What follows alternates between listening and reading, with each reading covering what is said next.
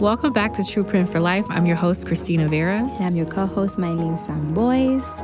And as always, guys, we're so excited to bring you one of our new guests, super awesome, powerful woman in our community that we had the pleasure to meet. It's one of our common friends. I'm going to leave you a little bit of her bio, and then we'll let her share a little bit of her company, and then you can learn more in all the platforms that we have for our podcast. So, Candice Igeleke. Yeah? All right. So Brooklyn, New York. You were born in Brooklyn, New York.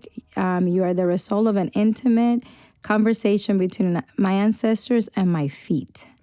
I love how you share that. Candice is a movement artist, choreographer, joy curator, village keeper, and a certified yoga instructor. As the CEO and director of Candice Flow LLC, she's trained in West African, hip-hop, dancehall, HBCU, auxiliary, and contemporary modern dance. All the dances, guys, yes. All of them. With 15 years of teaching and performance experience, her dance practice is rooted in the exploration of making emotions tangible, examining how feelings manifest and transform through movement. Why am I feeling like dancing? I know, like every time you say that, I'm almost like I'm envisioning all of these things happening. Fostering healing and growth for both individuals and community. Welcome, Candice, to True Print for Life podcast. Yes, thank you for having me. Yes, we're excited. I mean, just hearing your bio, like you can just feel like the energy, the vibes, because it feels almost like what do you call it? Therapeutic. Yes. I mean, it made me flow. I was like, I'm reading. Yeah. And I'm watching you and I'm doing the same thing. I'm like swaying. I'm like, girl, stay still. You're on camera. But that's how much the intro movement is. Yes. Thank you. And that's the goal, like being a movement artist. I just had to write my artistic statement for a grant, for an award. And when I was reading like the regular bio, I was like, that just doesn't sound like me, like what I do, And I was like, I want the words to flow. I want like to actually be visual of what I do. Because when I perform, people's like, oh my gosh, that just brought me so much joy or that inspired me. And I'm like, I want that to be clear through writing, So I love to see you reading it and moving. And I was like, yes, Mission accomplished. I mean, I was like, what is happening? Yes. That was fantastic. I love that. Thank you. It gives me a glimpse of how I should introduce myself. Yes. We'll talk about that, right? No, I want to thank you for coming to our podcast. We want the listeners to learn a little bit about you, right? So you are here today with this incredible energy and all the work that you do. How did you get here? Tell us a little bit about your upbringing and what brought you to this moment. Yes. Okay. So born and raised in Brooklyn, New York. My mom's side of my family is from Barbados and Panama and like New York. And then you have my dad's side of the family is from New York, the South. So I grew up dancing in companies. My family, first of all, the family started the dancing. I'm talking about birthdays, competitions. It went down, okay? So that's really where the competitiveness, the love for dance, and that's how we communicated with my family. Like we'll dance down. I'm talking about my Auntie Abby getting down on the floor, okay? And I was like, yes, but it was just the joy, like the love. Like that's how we communicated.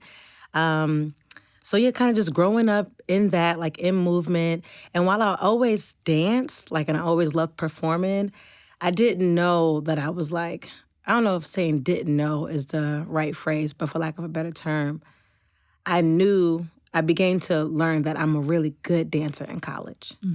Like my friends was like, you should do this, like professionally. Like I know you be dancing, but you be dancing, So, but you know what you do all the time, but it's if somebody else kind of sees you and affirms you, you're like, let me really look at myself then. Because when you've been doing something for so long, it's just what you do. Right. You don't think about taking it to the next level,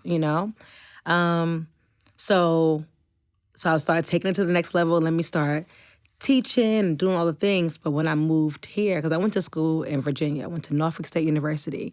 Behold the green and gold, okay?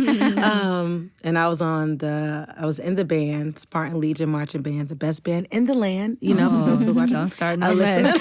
Don't start a fight. Don't start no mess. This is Buckeye City. They might come for us. Listen, hey, put them on the mat. We ready, okay? This is her heart, and we honor her heart.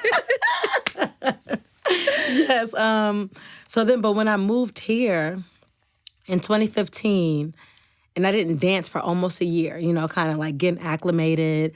My husband is like grassroots organizer, revolutionary, doing the work in the streets with the people. Mm-hmm. So, I'm in his city. I'm learning. We're building up the People's Justice Project. We're knocking on doors, canvassing. But there was like so much like police brutality, as we know. Mm-hmm. There's like literally knowing people who have lost, their children, due to gun violence, from police, all the things. And it was in that moment of being on the ground, advocating for other people, being like, oh, you have such a gift, Candice. Like, this is so good, how you connect with people. And I was like, oh, good. So, again, the affirmation. You're connecting with people, so this is why I need to be in the streets. I need to be talking about the school-to-prison pipeline. I need to be talking about these policies. And I kind of like put myself in this world because it was benefiting, right? But then my husband walks outside to take the trash, and I have a massive panic attack. Mm. And I was like, even though I'm good at this, doesn't mean that I should be doing this because I am not well. Like, I'm shaking. It's too much. Mm-hmm. And then also, like, it was that, but also moving to Columbus. Like I said, born and raised in Brooklyn, New York, went to a historically Black university. So it was, all I've known was culture and Blackness. And coming to Columbus was a huge culture shock. To be in places and really feel like you are not wanted here was different for me. Mm-hmm. So with all the things, it was that moment, I was like, I've been here for almost a year and I didn't dance.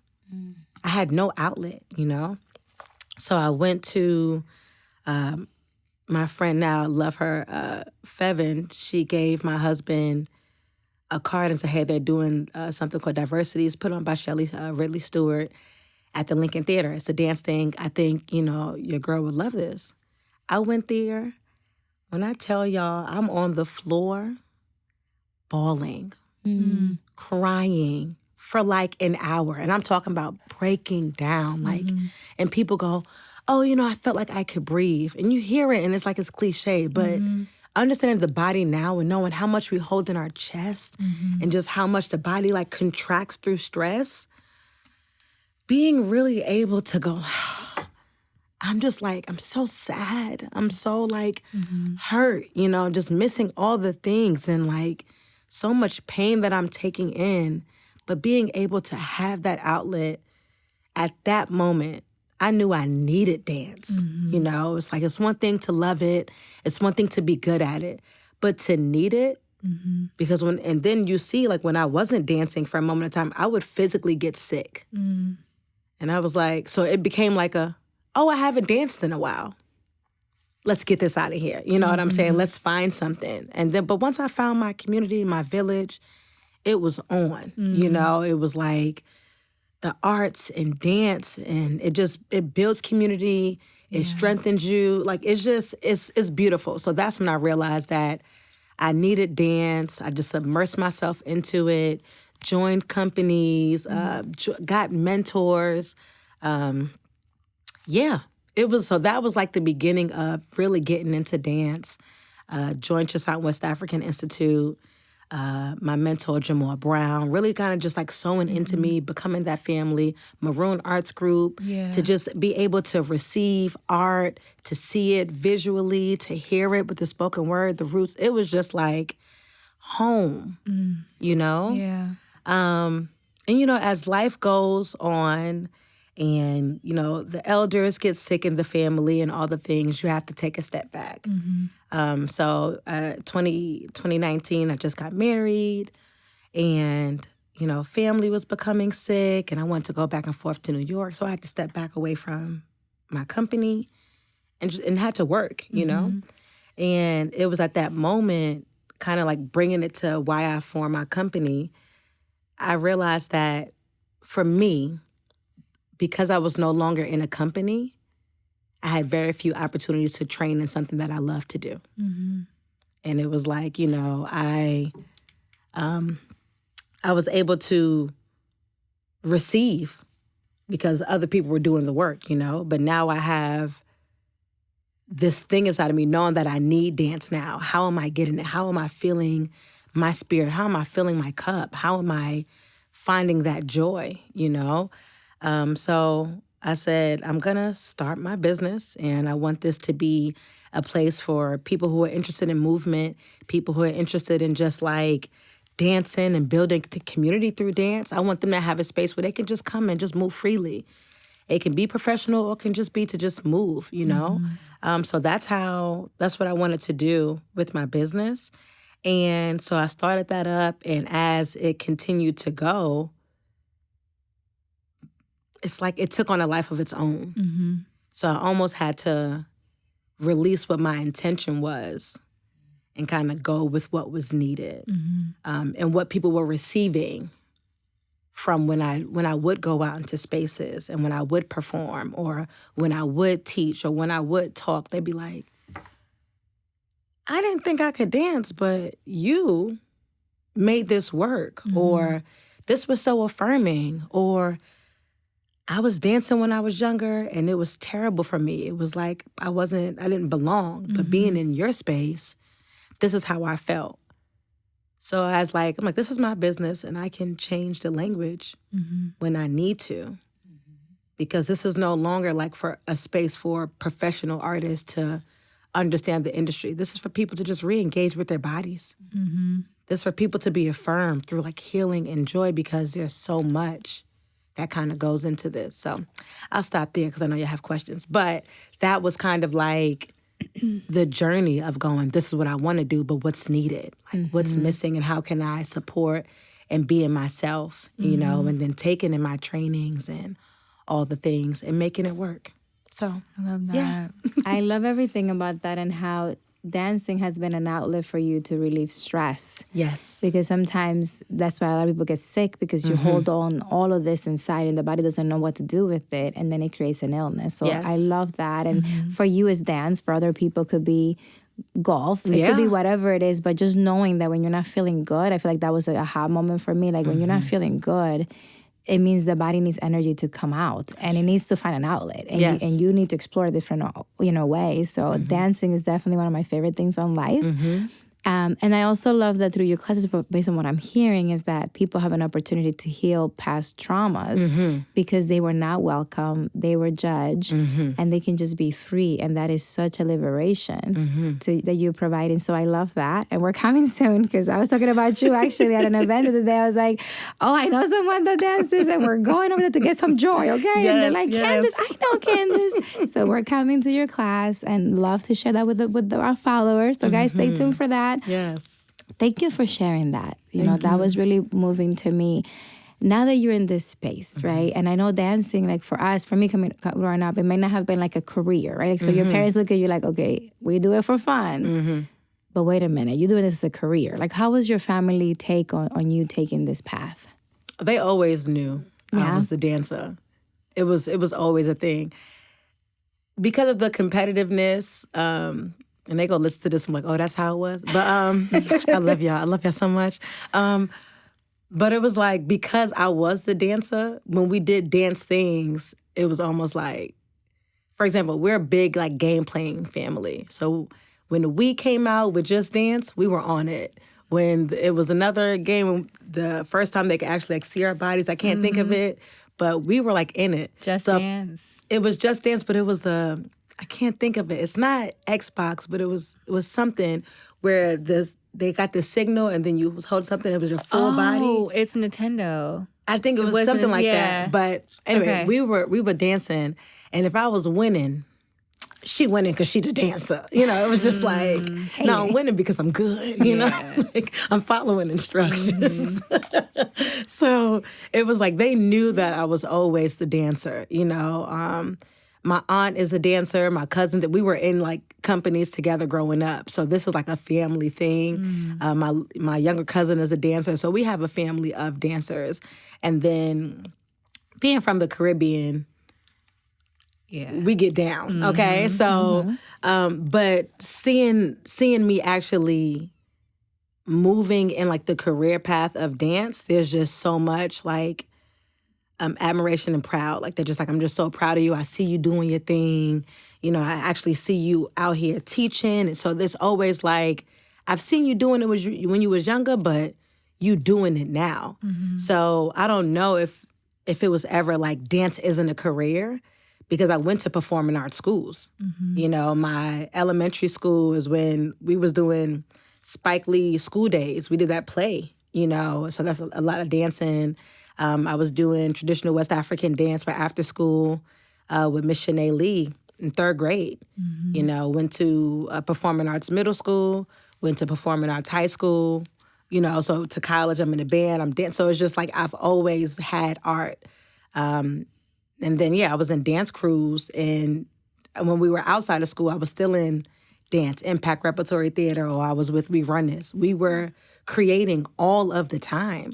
So it was almost natural to go, like, if I didn't think there was a career in this, New York being what it is, you see that it's possible. So I think I was just privileged to be able to not have to go through there's not a career in this, you need to. I will say I went to school for education, for early child education. Okay. So my school didn't have dance as a major. So I was in the band and I was just dancing, you know. And then going back home, still dancing with my crew and all the things. But even studying early child education, I went for the non-certification so I can open my daycare and then open a dance studio. Like, that's always been the dream, like the goal since I was in school. Because I've always taught. I love teaching. I love teaching kids, young people. So it was almost like this is the pipeline, and knowing the pipeline, and then knowing that when you have art or when you have that outlet, you're able to learn, you know, just better because you have something that you enjoy. And I was always a non-traditional teacher, you know, always that. So, yeah. I love that. So you done teaching Yes. as well, like on that regular Yes. school kind of thing. That's wonderful. And I think that's good for people that are in that kind of school right now, and they're thinking, oh, they don't have my degree, I'm done. And it's like, you can still do something else that you like and still incorporate your passion like you did. So that's a really wonderful example. And I would tell them to study business. And, you know, studying early childhood education, I had to take one business course, and that was like Intro to Entrepreneurship. And when I walked in there, and I don't know if the professor was just wrong, but he said, if this is your first class and you're not a business major, you're going to fail this class.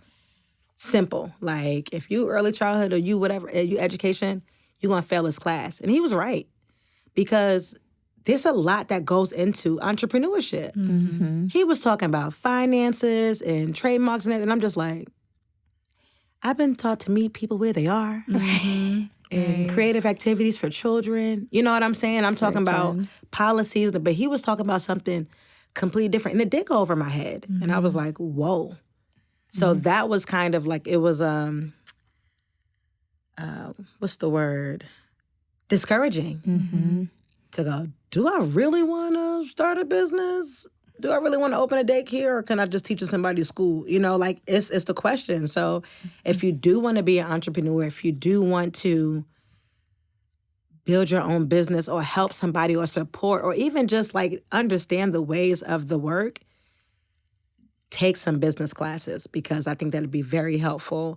And knowing that you need people. Right now, people think I could do it by myself. I just got to grind. Like, ain't nobody self-made. I don't care what nobody say. There is nobody who is self-made and can do this by themselves. Like, it takes a village. It takes a community. Yes, it's about who you know. And it's about what you know. You know what I'm saying? But you got to get out there and you got to get it done. So, just redesign. If they don't got your major, look on what's next. You know, how can you make this work for yourself? That's what it takes to being creative and putting things together to get to your goal. You can't just give up when it's not easy. So, yeah. No, that's facts. And I think that, you know, I love that you said about, you know, being almost in community as you're exploring and building, because I think oftentimes people do try to pile on too much as a one-person show. I got to be the marketer. I got to be this person.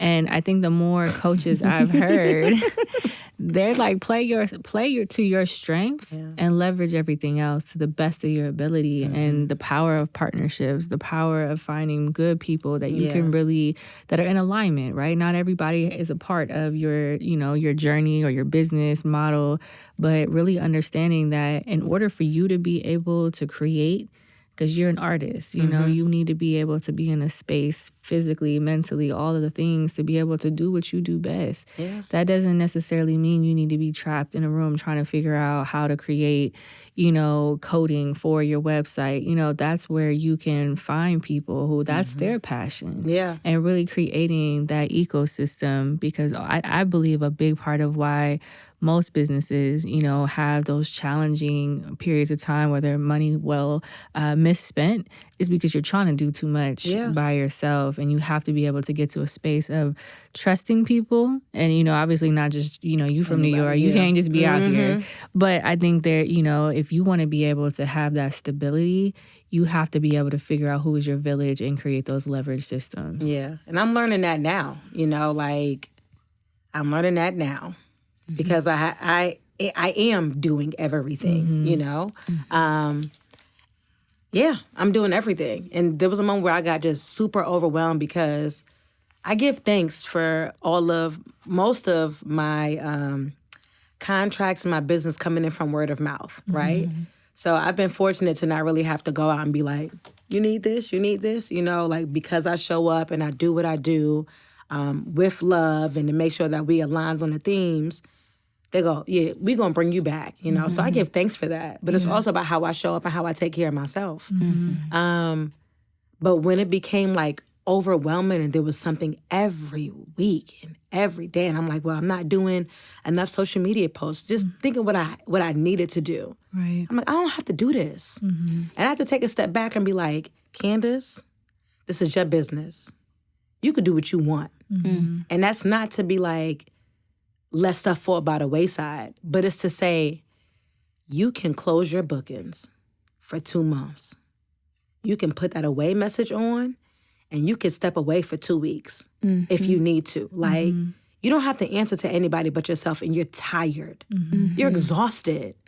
I'm out here trying to be like, okay, well, what's the best way to do this? What's the best way to do this? And I'm literally trying to figure out everything for myself. And when it is your baby, it is hard to kind of release that and be like, can you do this? But in order to say, hey, can you help me with this? You have to have the time to explain it. And I did not have the time. The time it would take for me to go, all right, I got this hard drive. I want the social media thing. And I want you to also kind of circle back to these people. Here's my templates and everything. The time it would take for me to actually sit down and talk to you about this, I could have it done. That's what I convinced myself. Right. You know what I'm saying? You convinced yourself. I convinced myself I can have it done, And also, I had to release perfection. It was to a point where, so I have a font and a color that I use for my emails. Maybe 2 years ago, I would not respond to emails on my phone because it would not have the color in the font. So I just wouldn't respond to it until I got to my laptop. But what that did was it took hours, and then I'm forgetting about it, and I'm circling back. I'm just like, oh, I appreciate your patience. And I'm like, Candice, for a font in color, what you on right now? What are you doing? Yeah. So my friend Diandra, she was like, what did she tell me? Progress over perfection. And that's all I needed to hear. I said, you know what? I'm not going to like how it looks when it sends, but it's progress over perfection. And when she said that simple line, everything lightened up for me. And then I began even creatively. It changed, because before I would want to just dance and then I'll just do something over, or before I posted, or I'm rewriting, or grammar, I'm not everything. And I said, you know what? I had to tell myself to make it like an art thing. I said, it's one and done. I'm going to do it, and I'm going to post it. I'm going to say what I feel, and I'm going to post it. Because when I'm talking in real life, I'm just saying it. Right. You know what I'm saying? Like when I'm dancing freely, I'm just dancing. But what I convince myself is if I post this, people going to say, oh, her laying like this, or that's not the right technique, or that. And I had to like, Candice, you people. You people. Ain't nobody checking you like this. Yeah. It's you. So really had to realize like how I was talking to myself and why I was so like critical. Yeah. So I really that's when I started like shifting. How am I talking to myself? You know, like what am I doing? So, I give thanks for my ability to reflect and like to shift and adapt new practices to my life and to my business practice and to my art life, because it really shifted how I do business. It shifted how I show up in spaces, unapologetically me, all of me. No more creeping in rooms, no more none of that, you know, but really going, no, I said that because that's how I felt. I'm not going to go home and go, Candice, why did you say that? Or maybe you should have. I'm not saying that. What did I mean when I said it, and did I mean that? Stick to it, you know? But I had to talk to myself like that. So there is no more backpedaling. I am who I am. And if I say I'm proud of who I am, let me do something that I'm proud of. Stop playing, you know? But that's how I be talking to myself. Like, come on, let's get it, you know? It's loving and it's all the things, but it's also like, it's too much grace, Candice. It's too much grace. It's time to lock in. Let's get it done, you know? Like, there's a balance, but I was on some, rest is important. And I was like, girl, you been resting? You've been resting for 2 years. You gonna do this or not? Like, right. So, yeah. I know somebody like that. I don't know why I hear somebody talking loud. I don't know. I'm like, what we doing? We doing this or we not doing this? Let me know, because I got things to do. And I'll be like, the grace that we have given ourselves, Jesus, thank you for the time, you know? But there's a balance. I think that's the important part as we're wrapping up. There's a balance. And when you are a business, you know, owner, entrepreneur, and then you have life and you have family and all these things, many things for people are different factors. Yeah. It could become overwhelming. It could become paralyzing, I think, sometimes, because you're like, you want to do really good at what you're doing, and then you end up doing half of everything you're doing because it's so much. Yeah. But I think taking the time to reflect, that you don't think you have the time, taking the time to reflect. Creating it. Yes, figuring it out, like, well, how can I do this better? And then having accountability people. I am blessed that I have an amazing partner, right? You know, best friend for over 15 years that will call me out on my BS, right? And it will, and sometimes it'll bring me out with love of that funk that you can get into. And I think that's important, because we have had different times of the years where we get each other out, but there's you know, there's time and place. And I think, you know, after, for example, for me, I've been in that place when I feel stuck. Yeah. And I'm like, I know they have to do this. I just don't have the energy. Or I just don't even know, like, oh, what if it's not good? And then you kind of talk yourself out of it. So I do recommend, like, you know, to your point, like taking the time to reflect, but also finding your people. I love our group. We're part of that group too. Yes. We have Mika on one of our episodes, and being part of the winner's circle, I think, is amazing. Like, Absolutely. I've been blessed for 15 years to have Christina. I know people don't have that. And seeing the group where we're able to uplift when someone is in the hospital, when someone's having a bad day or the business, whatever the thing, and just saying a positive, like, you don't have to fix the problem. So this is the part. Somebody else doesn't have to fix the problem, but do have to point out something. Like your friend gave those words that can give like a little light to the darkness that you're feeling, that will push you to move forward. Yeah. And that's what I feel like, and I'm grateful that Christine has been for me, because I'm like, dang, like, how do I move forward from this? Like, I feel like I can't move, and just having that. So for you, taking the time and sharing that with the audience is great, because they need to know that we have to let go of perfection. Right. We have to let go of perfection. Absolutely. Yeah. Something I always say is, like, if it's in your control, why worry? And if it's out of your control, why worry? I love You that. know, like, T-shirt. Hello, just like release perfection, release like performative ways, but just show up, take a deep inhale, exhale, release the thing that's not serving you, and just like be. It is okay to just, you showing up is enough, you know? So continue to speak to yourself kindly, love on yourself. I'm gonna leave out with this, my affirmation that I always tell myself. My mind is a garden, and I'm planting beautiful and healthy seeds. Like, so when I start kind of, you know, that spiral, the negativity, I'm like, what you watering in there? Because if you planting it, it's going to grow, you know? So really be intentional with your words and how you speak. The same way you can love on somebody and speak life, you deserve that. Say thank you to yourself. Like, love on yourself. Like, you deserve it. So I know we got Thank you. I love that. I love You'll be that. back. Yes, you'll be please. back. This time went by so Yes, fast. so fast. Yes, please Yes. have me back. Yes. Wes, we would definitely have you back, and I have to pull up on one of these classes that I Please keep hearing do. about. And so. it's no judgment. It's No joy. judgment, It's joy. yes. Can I talk about the classes real quickly? Where are my Yes. classes? So weekly Wednesdays at Flux and Flows in Columbus, Ohio. We do virtual and in-person classes. I am a really great virtual teacher. You know what I'm saying? Let's get into it. And then I teach Life Vibe Return, which is grounded with yoga and movement. It's an affirmation, returning to the body. So starting with some yoga movements, meditation, and then we go into some movement. Not a full dance class, but just returning to your body and affirming yourself. And that is at the Yoga Carriage behind Replenish on first and third Thursdays at 7:30. And we'll have it in our social media. Yes, You can come and join us. definitely. Thank you Yeah, 7 for o'clock, yes. coming. Thank you so you much so for much. having me. We always close with a phrase, kind of like a mantra, right? Which is, it's bigger than you. So I'm going to count this down, and then together we'll say it. Good? It's bigger than you. Thank you so much for listening today. We're excited, and we hope that you follow us on Instagram, True Print for Life, YouTube channel, also True Print for Life. And make sure that you share, like, watch our videos. Make sure that you follow us on all streaming platforms.